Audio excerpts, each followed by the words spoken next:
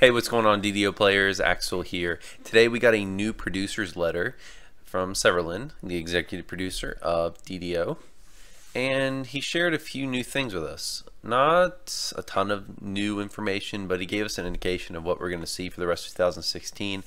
These producers' letters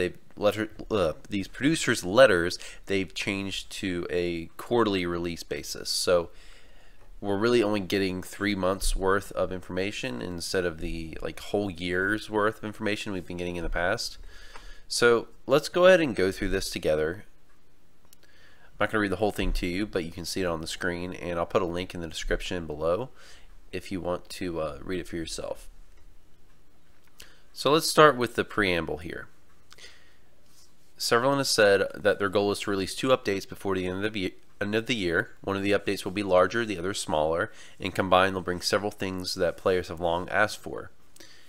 They've also said that since they're currently working on two updates, it's not clear yet on what exactly will be in the updates. So this letter doesn't give us all the specifics of what we're going to see, more of just a general overview.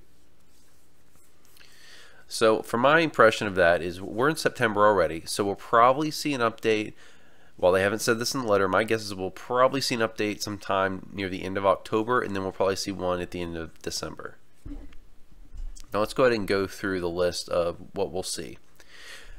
They're going to bring back Night Revels, which is the Maybar replacement event. It's the Halloween themed event, and it's going to be updated with new loot. And as you can see here in the letter, they are working on bringing a couple of new quests to this event, and they're also said that the event will focus on new items that involve cosmetics. So it's probably going to be a cosmetic run event.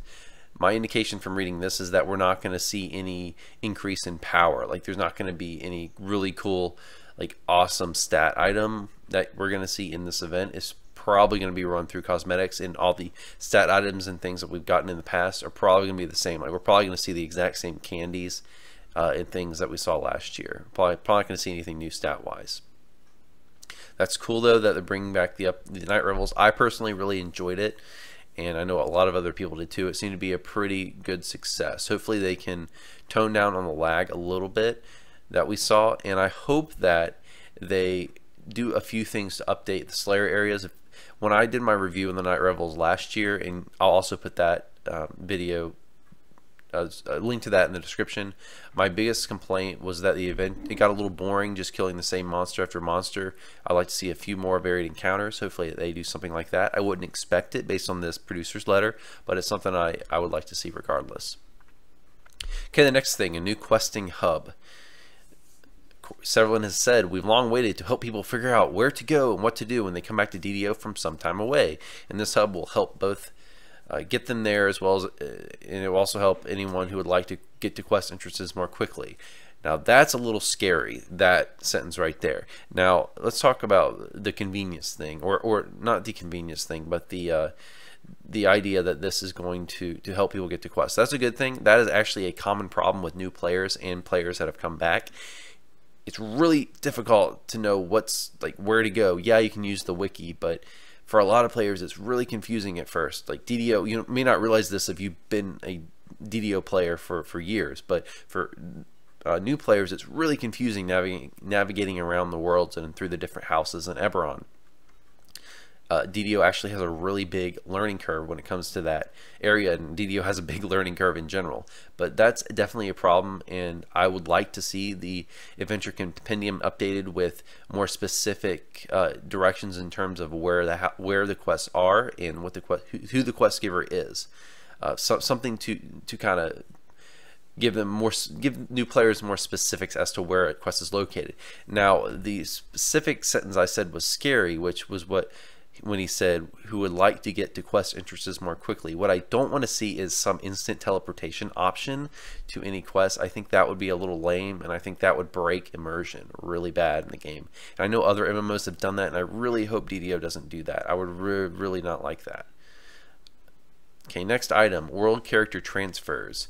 Now this is cool. This is a great improvement.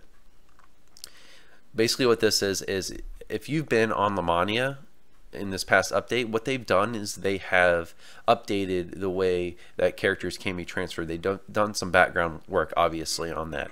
Instead of having to go through a website, you can now just open the browser and do that easily within the browser. You just click your server from a drop-down arrow in the destination server, and you click a button, and that's about it. It's really easy. So apparently they've been able to use that background work to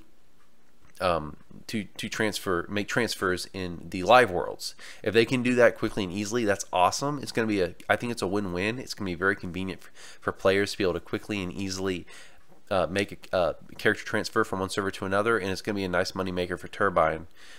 I think the transfers, correct me if I'm wrong, but I think the transfers in the past have cost something around 25 bucks. So that per character, that's kind of a lot for people with multiple characters, but for people with one character, I think that's pretty fair price. So this is cool. I have no problems with that for having them pay for that kind of convenience. Okay, next is deity feats. This is all they gave us was a sentence on this. They've said they'll be adding new deities that players can follow and new feats that can be unlocked by players who find favor with their deity of choice. I assume from that description that they're going to use quests already in game, and they're somehow going to assign deity favor to certain quests. And if you want a deity feat, you'll have to make sure you've completed those quests on a certain difficulty level, or just gotten enough favor from those quests in general. Now, they haven't given any specifics on this. I don't know if this is a one feat that you get at level 30. I don't know if this is a feat you get at level 1 at character creation. I have no idea. So this is totally up in the air, but apparently we're all going to get at least one new feat. So that's cool. Okay, next is some discussion about new content, a new free dungeon. In December, they're going to release a new dungeon that they think fans of A Study in Sable will enjoy. Study in Sable is kind of a long-ish quest in the Forgotten Realms. Apparently this quest will send adventurers to a popular type of pen and paper location. And you'll kind of see that as a theme here and later in the letter. They're really pushing this classic module stuff, like this pen and paper stuff. I know players have really liked it, and I think as long as they can adapt it to DDO in an interesting way, I'm all for it. So that's one new quest. Next is character bank storage. They're working to take the user interface and remodel it, basically, to make it look better. So the interface used for your shared bank and crafting storage is going to be kind of mirrored in terms of your personal bank. So that's cool. I don't really care that much. It is kind of annoying when you open your bank for your TR cache to be a separate window, and I think it's your crafting window to be separate. So that would be cool for it to be all in one big window, but it's not that big of a deal to me personally. Okay, next is Monk and Favorite Soul. We've known about this. They're going to continue with Monk and Favorite Soul, their class passes that they've been doing over the past few years. So that's cool. I personally am excited about the Favorite Soul one in particular, because with that they will pass War Priest, which is a cleric tree, and as you all know, cleric is the class I play.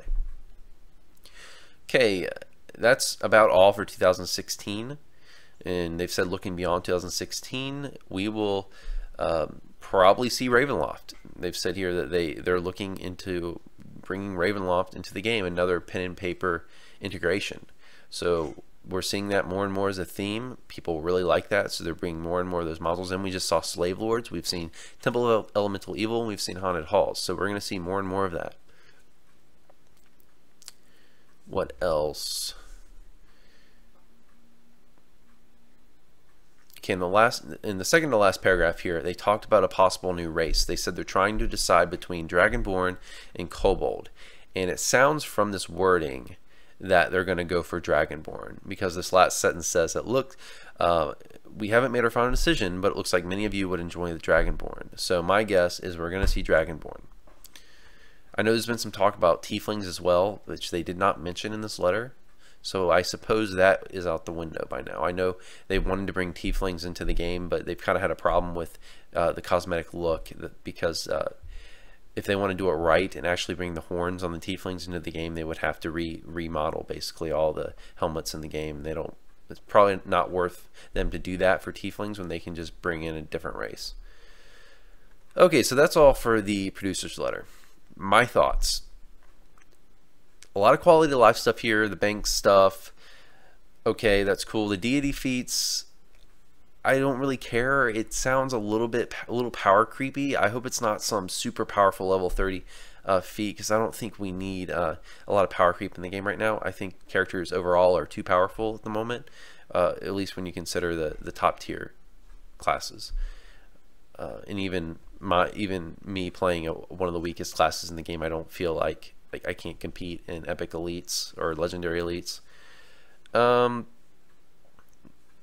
Monk and favorite soul updates, we've known about that. That's cool. Okay, the questing hub, as you all know, I'm a little concerned about. Night Revels, I like that. So a lot of good stuff here. Let me tell you though my one concern. That's new content. They mentioned one new quest in the rest of this year, and they also mentioned that they want to get Ravenloft into the game, probably 2017. What they didn't mention is any new raids. We haven't had a brand new raid since July of 2015 with the Defile of the Just updates raid.